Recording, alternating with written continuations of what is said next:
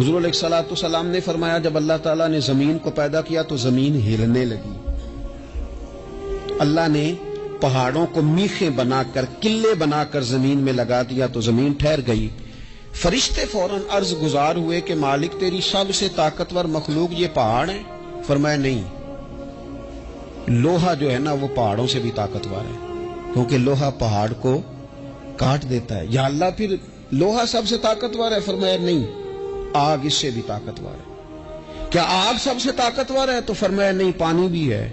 کیا پانی طاقتور ہے؟ فرمایا ہوا بھی ہے، جو پانی کا رخ پھیر دیتی ہے۔ مسلمانوں خدا را اس سے بڑا ذوق نہیں ملے گا۔ میں طاقتور ہونے کا طریقہ بتا رہا ہوں۔ ہمارے ہاں لوگ سمجھتے ہیں کہ میں بولتا زیادہ ہوں اس لیے میں طاقتور ہوں، میرے پاس اسلحہ زیادہ اس لیے میں یہ دیکھو حضور نے بتایا طاقتور کون ہوتا ہے۔ یا رسول اللہ پتھر پہاڑ طاقتور ہے؟ تو فرمایا نہیں، ان پر تو لوہا ہے، لوہا طاقتور ہے، نہیں اس پر تو آگ ہے، آگ طاقتور ہے، نہیں اس پر تو پانی ہے، پانی طاقتور، اس پر تو ہوا ہے۔ تو حضور پھر مہربانی کریں بتائیں طاقتور کون ہے؟ تو یہ دیکھو نا، یہ یاد رکھو نا، یہ کائنات کے سب سے بڑے حکمت والے محبوب کی بات یاد رکھو نا۔ حضور فرمانے لگے سب سے زیادہ طاقتور وہ مومن ہے جو سیدھے ہاتھ سے صدقہ دیتا ہے اور دوسرے کو پتہ بھی نہیں لگنے دیتا۔ اس ہاتھ سے صدقہ دیا اور اس ہاتھ کو پتہ، جس میں یہ اخلاقی طاقت آ جائے نا کہ اللہ کے رستے میں دیکھ کر پھر اسے چھپانا آ جائے، بڑا طاقتور آدمی۔ تو میں یہ سب سے بڑا طاقتور ہے جس نے اپنے رب سے راز نیاز شروع کر لیے، اللہ کے رستے میں دیتا ہے پھر کسی کو خبر ہو۔ یہ کون سی طاقت ہے؟ یہ روحانی طاقت ہے، یہ اخلاقی طاقت ہے، یہ کردار کی طاقت، یہ سوچوں کی طاقت ہے، یہ آپ کے مزاج کے بلند ہونے کی طاقت ہے۔ لیکن اگر مسجد میں ٹائلیں لگوا کر بھی ایک ٹائل پہ نام لکھوا لیا ہے، اگر کہیں تعاون کر کے بھی کہا میرا ذکر کرو، کوئی خدمت کر کے کہا میرا نام لو، پھر آپ کمزور ہیں، پھر آپ طاقتور نہیں ہیں، پھر آپ نے بزدلوں جیسا کام کیا، پھر آپ نے وہ رنگ اختیار کیا ہے جو شاید آپ کو ذہنی طور پر بڑی کوفت میں مبتلا کر دے۔ تو اعصابی طاقت، اعصابی قوت، آپ دیکھیں حضرت صدیق اکبر رضی اللہ تعالیٰ عنہ، حضور نے تربیت کی تھی نا، میں ذمہ داری سے کہتا ہوں کہ تعصب کی اینک نہ کسی نے پہنی ہو، ورنہ کائنات میں عشق کی داستان ختم ہو جاتی ہے جناب صدیق اکبر پر۔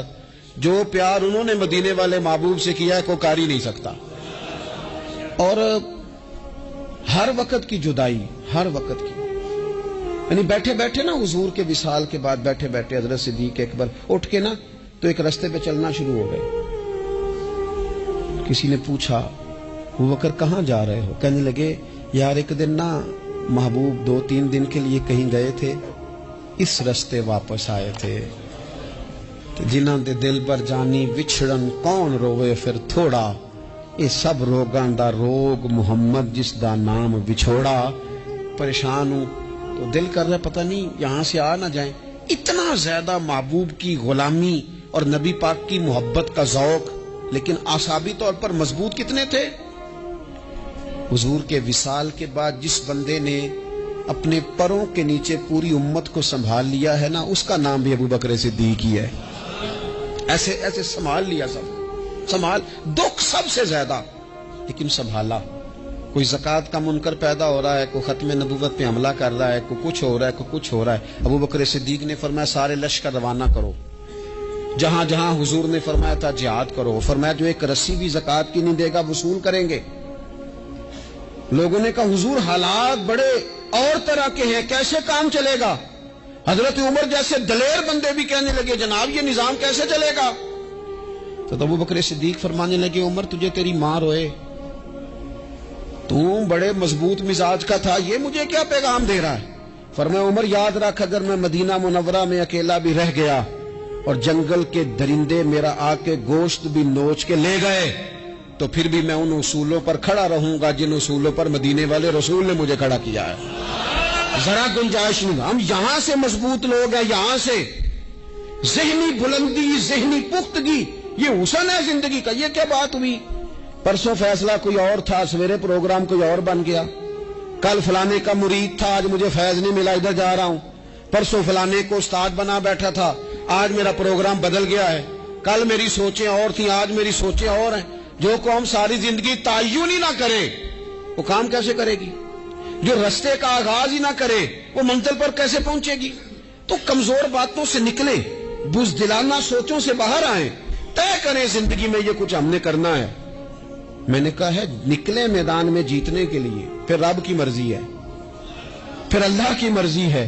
सारी जिंदगी सहाबा पर कर्ज रहा, कर्जे भी रहे, खिदमतें भी होती रही, जिहाद भी होते रहे, ड्यूटियां भी होती रही, सारे काम ही होते रहे। हमारा ये मिजाज है, एक दो खा गया है सारी खुशियां ही गई, बस सारा कुछ खत्म कर बैठते हैं। तो थोड़ी सी ना मजबूत देखें। अच्छा ये हजरत अबू बकर का हाल है, तो जनाब उमर की कैफियत क्या है?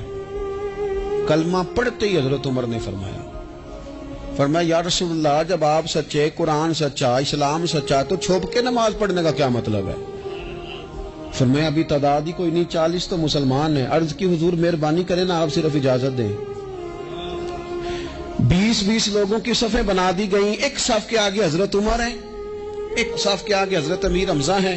जनाब उमर कहने लगे चूंकि आप अल्लाह के रसूल हैं तो लिहाजा नमाज भी आज अल्लाह के घर में ही पढ़ी जाएगी। तो हजरत उमर बैतुल्लाह शरीफ के बीच खड़े होकर नारा लगाते हैं, फरमाते हैं मैं उमर हूं, तुम मुझे भी जानते हो, मेरे बाप को भी जानते हो, तुम मेरा कबीला भी जानते हो, मैंने पढ़ लिया है महबूब का कलमा। अब जिसने बच्चे यतीम कराने हो और अपनी बीवी बेवा करानी हो वो आए और मुझे रोके। ये महबूब अल्लाह के हैं और घर भी अल्लाह का है, तो नमाज भी आज अल्लाह के घर में पढ़ी जाएगी। जब तक इंसान यहां से ताकतवर नहीं होता, फिर बात आई सैयदना उस्मान गनी की।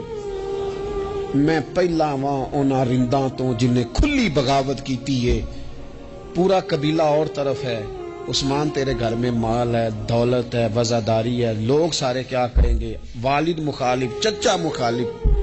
हजरत उस्मान गनी जैसे आदमी को पकड़ के बांध दिया गया घर में। तो उस्मान गनी कहने लगे मैं उन बुज़दिलों में से नहीं हूं जो मोहब्बत भी करें और इजहार भी ना कर सके, जो दावा भी करें और फिर उनके अंदर ताकत इजहार भी ना हो। फरमाया तुम जितना बांध सकते हो बांध लो, तुम अपनी दौलतें, हुकूमतें और अपना जाहो जलाल संभाल के रखो, हमने तो गुलामी का फैसला कर लिया है। और फिर की गुलामी उन्होंने। और जहां तक बात है शेर खुदा हजरत अलीउल मुर्तदा की, हजरत अलीउल मुर्तदा शेर खुदा का तो ये हाल था कि सारी जिंदगी मैदान में रहे। एक दिन हुजूर ने सिर्फ फरमाया कि आज आपको नहीं लेके जाना, आप थोड़ा ना मेरे नायब बनकर, हुजूर किसी ना किसी को नायब बना के मदीने में छोड़ के जाए, एक दिन सिर्फ कहा नहीं लेके जाना।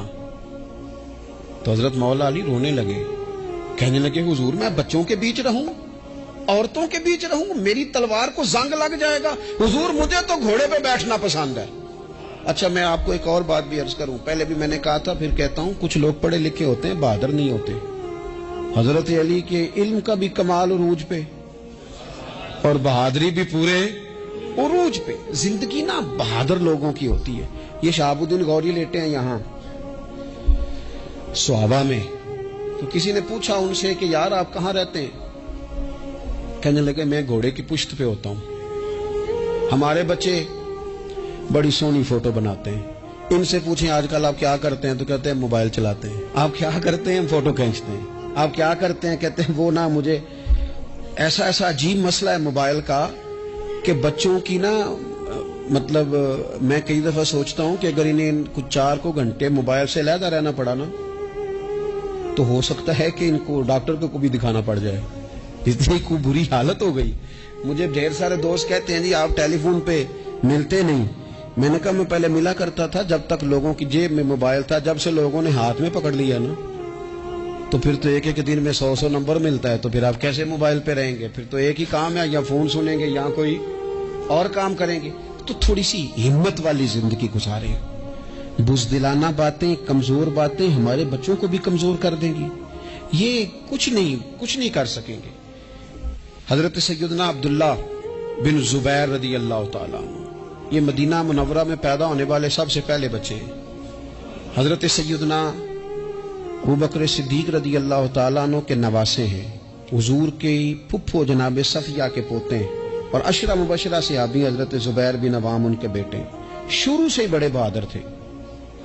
एक दिन कुछ बच्चे गली में खेल रहे थे तो एक शख्स ने आओ के ना चीख मारी, डराया, सारे बच्चे भाग गए। जनाब अब्दुल्ला इब्ने जुबैर कहने लगे क्यों भागते हो, अब चीखों से भी डरोगे, वापस आओ सारे, मैं तुम्हारा अमीर हूं, आओ जरा इस पर हमला करें। हम सारे भागे और ये अकेला खड़ा रहे। उस पर हमला किया, वो डराने वाला खुद डर के भाग गया। थोड़ा सा ना मिजाज, ज़ेन, तबीयत देखे ना, बदतमीजी और चीज का नाम है, लेकिन गुफ्तगू का मजबूत होना ये और चीज का नाम है। बच्चों को जब पूरी तरह यहां तो हम उनको इस कदर ज्यादा कमरों में बंद रखते हैं कि जब वो निकलते हैं बागी हो जाते हैं। यहां फिर ये होता है कि उनके अंदर जो सलाहियतें होती हैं वो पूरी तरह दब जाती हैं। वो जो कैफियत होती हैं जो एक मर्दाना वस्फ में होनी चाहिए उनके अंदर मौजूद नहीं होती। इकबाल कहते हैं आईने जवां मर्दा हक गोइयो बेबाकी, अल्लाह के शेरों को आती नहीं रूबाही। और ये जो सहमे दोस्त हैं ना, बिलखुसूस गरीब तबके से, उनसे मैं अर्ज करूंगा कभी किसी की गाड़ी देखकर मरूब नहीं होना, कभी किसी के महंगे कपड़ों के रोब में नहीं आना, कभी नहीं। हालात के सहमे हुए लोगों को बता दो हालात बदल जाते हैं, एक जैसे नहीं रहते। कभी कमजोर ना पड़े और जगह जगह अपने दुख भी ना बताएं, जगह जगह अपने दुख ना बताएं, हिम्मत करें, हिम्मत करें। और एक शायर ने कहा था कि बाहिम्मत लोग कभी हारा नहीं करते, या वो जीत जाते हैं या कुछ सीख जाते हैं। वो ना मैदानों में रहते हैं, कमजोर ना पड़े। ये जो इतना लंबी लिस्ट बन गई है ना, इतनी लंबी लिस्ट मांगने वालों की,